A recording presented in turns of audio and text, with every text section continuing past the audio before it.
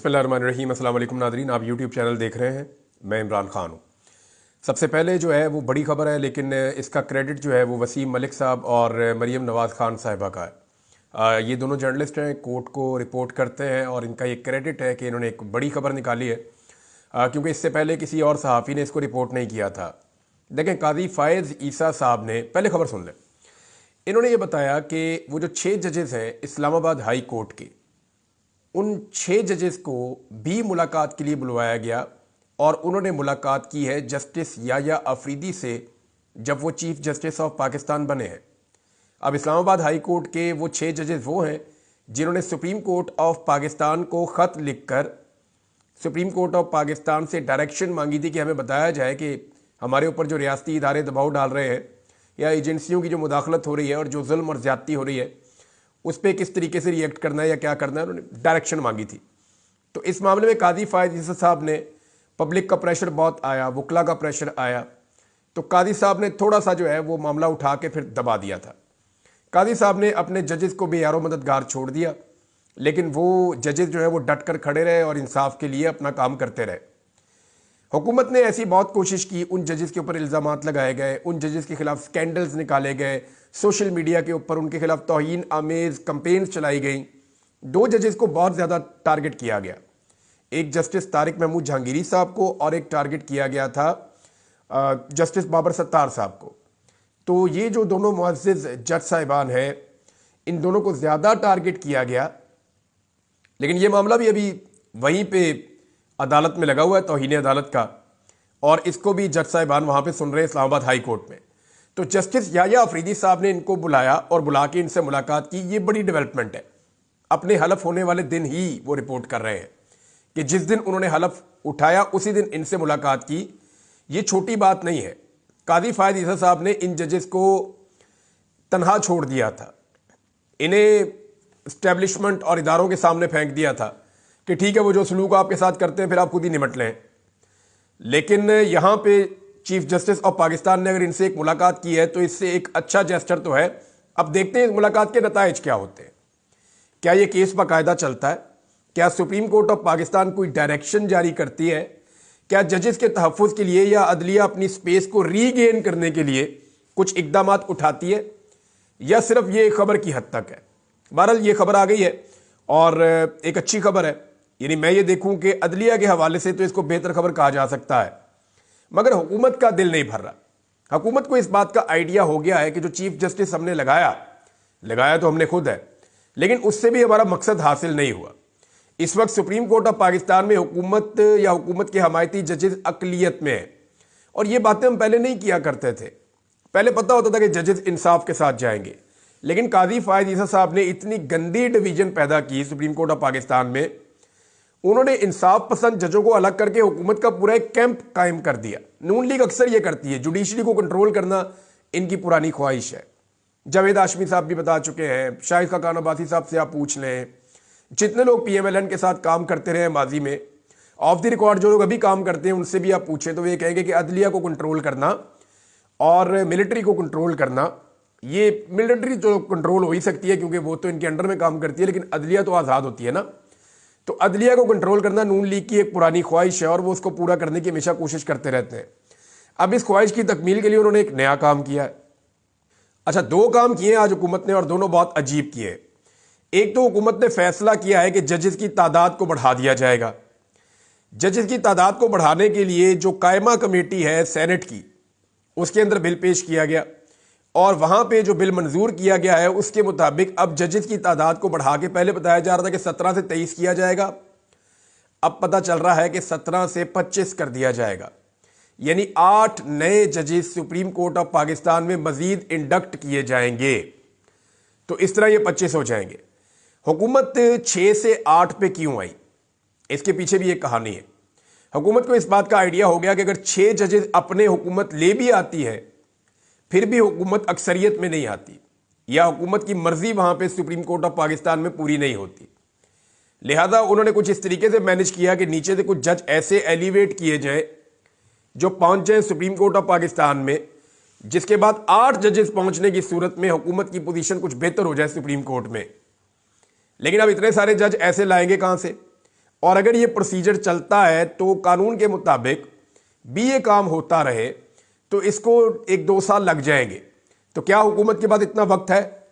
मुमकिन है कि ये हुकूमत इस बिल को पास करे और ये फैसला कर दे कि सुप्रीम कोर्ट ऑफ पाकिस्तान में अब जजेस की तादाद 17 नहीं 25 हो जाएगी। फर्ज करें हुकूमत ये फैसला कर देती है और ये जजेस अपॉइंट करती है आने वाली हुकूमत, यानी ये हुकूमत चली जाती है और आने वाली हुकूमत को यह मौका मिलता है और वो लाकर मजीद न्यूट्रल जजेस को अपॉइंट कर देती है, तो फिर सुप्रीम कोर्ट ऑफ पाकिस्तान लंबे अरसे तक के लिए एस्टेब्लिशमेंट और मौजूदा पीडीएम हुकूमत के हाथ से निकल जाएगी। जजेस की तादाद जितनी ज़्यादा होगी उतनी ज़्यादा मुअस्सर होगी। ये बात तो अच्छी है, लेकिन अगर जजेस को मेरिट के ऊपर लाकर अपॉइंट किया जाए तो फिर तो बहुत अच्छी है। एक और काम हुकूमत ने किया आज के दिन में, बहुत ही भद्दा और बड़ा अजीब काम किया है। मुझे लगता है कि ये अदालत में चैलेंज हो जाएगा, लेकिन हुकूमत ने फैसला क्या किया है? हुकूमत ने सिक्योरिटी फोर्सेस को किसी भी फर्द को गिरफ्तार करने के इख्तियारात देने का फैसला कर लिया। जाओ जिसको मर्जी पकड़ लो। ये 25 करोड़ का मुल्क है। सिक्योरिटी फोर्सेस का दिल करे जैद बकर अलिफ बे पे A B C D X Y Z, जिसको दिल करे सिक्योरिटी फोर्सेस के लोग जाएं और जाके गर्दन से गिरेबान से पकड़ के और उसको ले जाके बंद कर दें। ये इख्तियार दे दिया है हुकूमत ने सिक्योरिटी फोर्सेस को। तफसीलात के मुताबिक सिक्योरिटी थ्रेट से निपटने के लिए वफाकी हुकूमत का अहम फैसला सामने आया। हुकूमत ने सिक्योरिटी फोर्सेस को किसी भी फर्द को गिरफ्तार करने का इख्तियार दे दिया। नंबर 1 तो ये हो गया। नंबर 2, एक और काम भी किया हुकूमत ने। ना सिर्फ ये इख्तियार दे दिया, बल्कि वो ये कह रहे हैं कि मालूमात और वजूहात की बिना पर, जो सिर्फ उनको पता होनी चाहिए सिक्योरिटी फोर्सेस को, कहीं साबित करने की जरूरत नहीं है उनको, वो कहीं जवाबदेह नहीं होंगे। वो पहले कौन सा जवाब देते हैं? इधर पाकिस्तान के अंदर बंदा गायब कर दिया जाता है, इंतजार पंजूता साहब। आज भी उनका केस लगा हुआ था इस्लामाबाद हाई कोर्ट में, और वहां पे अटॉर्नी जनरल आए और उन्होंने कहा जी 24 घंटे के अंदर इंतजार पंजूता साहब वापस आ जाएंगे। आप अंदाजा कीजिए कि इंतजार पंजूता 24 घंटे में वापस आ जाएंगे, ये अटॉर्नी जनरल ऑफ पाकिस्तान को कैसे पता है? देखिए, अटॉर्नी जनरल ऑफ पाकिस्तान जो है, मैं इनको पहले से भी जानता हूं और ये बेहतर आदमी, मैं इनको बहुत समझता था, लेकिन इन्होंने अपने आप को बहुत ज्यादा कंप्रोमाइज कर दिया। या पता नहीं क्या मजबूरी है कि वो इस लेवल तक आ गए हैं।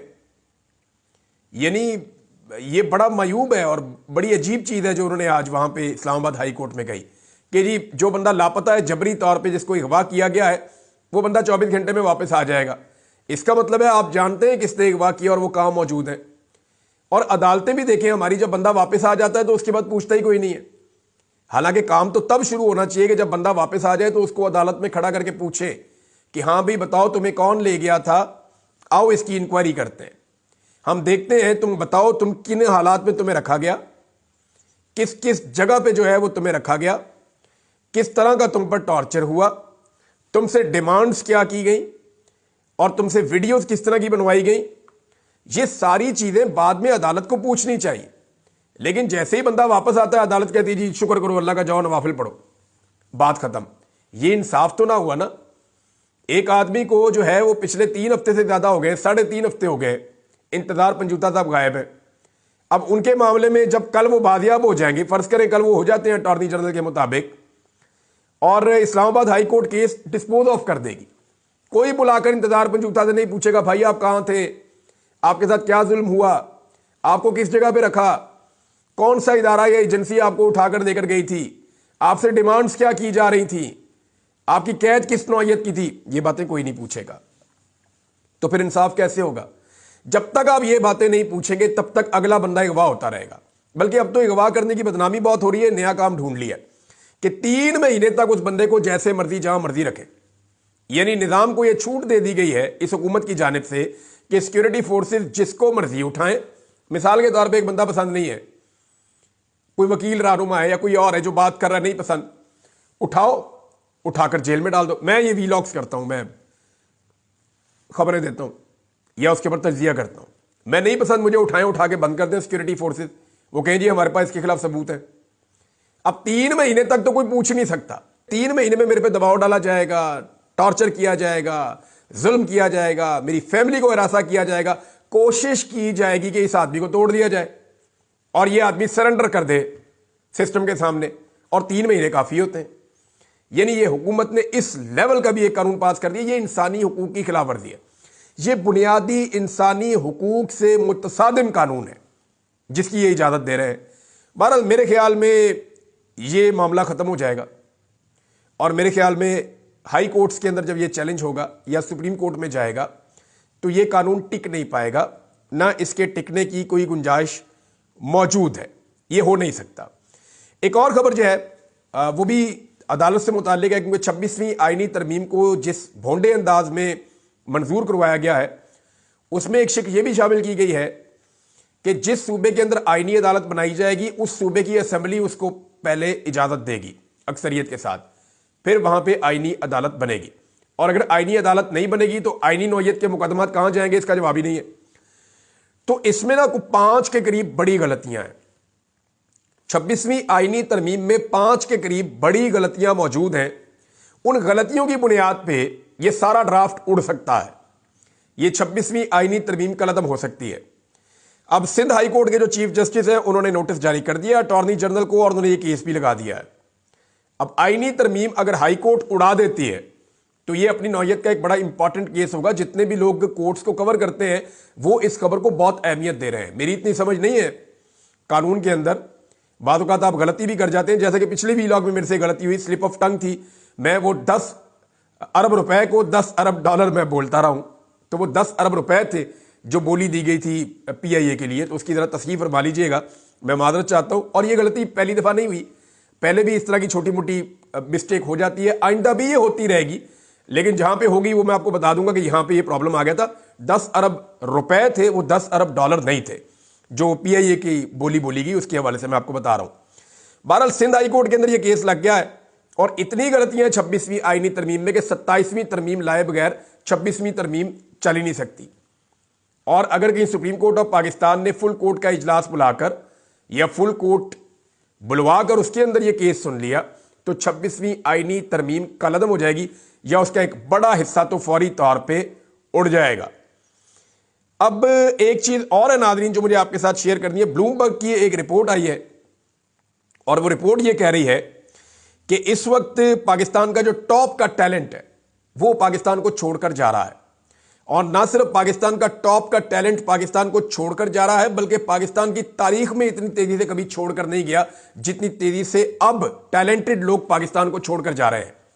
डॉक्टर्स पाकिस्तान से बाहर जाना चाह रहे हैं, इंजीनियर्स पाकिस्तान से बाहर जा रहे हैं, जितने भी माहिरीन हैं वो पाकिस्तान से बाहर जा रहे हैं, IT एक्सपर्ट्स हैं पाकिस्तान से बाहर जा रहे हैं, फनकार पाकिस्तान को छोड़कर जाना चाहते हैं। यानी हर वो शख्स जिसके अंदर टैलेंट मौजूद है और जो इस मुल्क को छोड़ने की सलाहियत रखता है वो फौरी तौर पे इस मुल्क को छोड़ना चाह रहा है।